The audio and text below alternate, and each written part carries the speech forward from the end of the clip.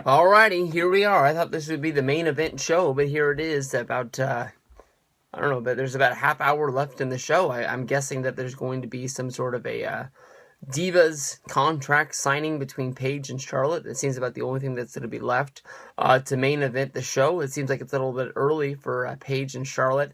I know that the women like Stephanie versus Brie back for SummerSlam the year before last. That stuff was sort of main eventing, but that was Stephanie, and I don't know. It seems like it's a little bit weird. Maybe they were trying to have this more stacked up against football or something like that. But Roman Reigns versus Cesaro, which was easily probably the most talked about match. It was a good match. It definitely wasn't as good as Ambrose Ziggler. Definitely wasn't as good as the Owens versus Neville match, but it's still a very, very good match. We saw Cesaro really try his best against Roman Reigns, but wasn't able to come up.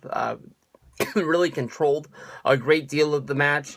Definitely there was a spot in there where Cesaro gave Reigns the good old giant swing around the ring. He didn't go around as many times as he normally does. Maybe it was because this was a high-profile match and he didn't want to come off like a sort of a comedy spot, and he wanted to be able to control the match. But after the swing, he rolled the Roman Reigns into a sharpshooter and then turned it into a crossface. But then Roman Reigns, being Roman Reigns, escaped with nothing more than a Samoan drop. Reigns was able to drop kick Cesaro over the top rope, where Cesaro went down and it basically looked like he had hurt his elbow. Roman Reigns ended up winning the match with a series of counters where he ended up going for the Superman punch and the spear. It was a good match. It was a solid match. It just wasn't the best match of the night. Ambrose already won his match earlier in the night, where he's going to be going up against Kevin Owens in the semifinal.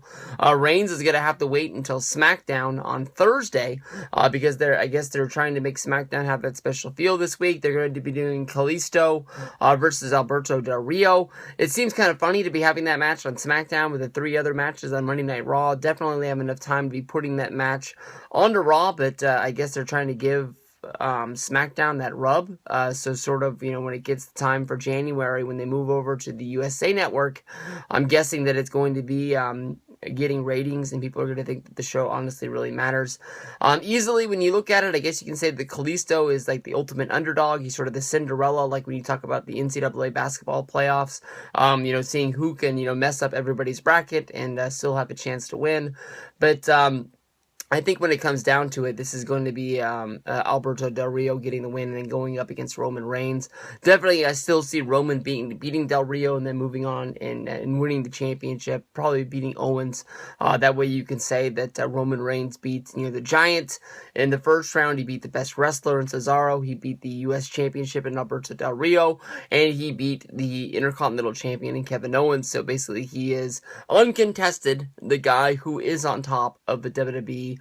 And, that's all she wrote with this one. So, probably going to be the last video for Monday Night Raw unless something really big happens in that contract signing. So, over and out. I'll see you guys tomorrow with the Survivor Series 2015 match previews.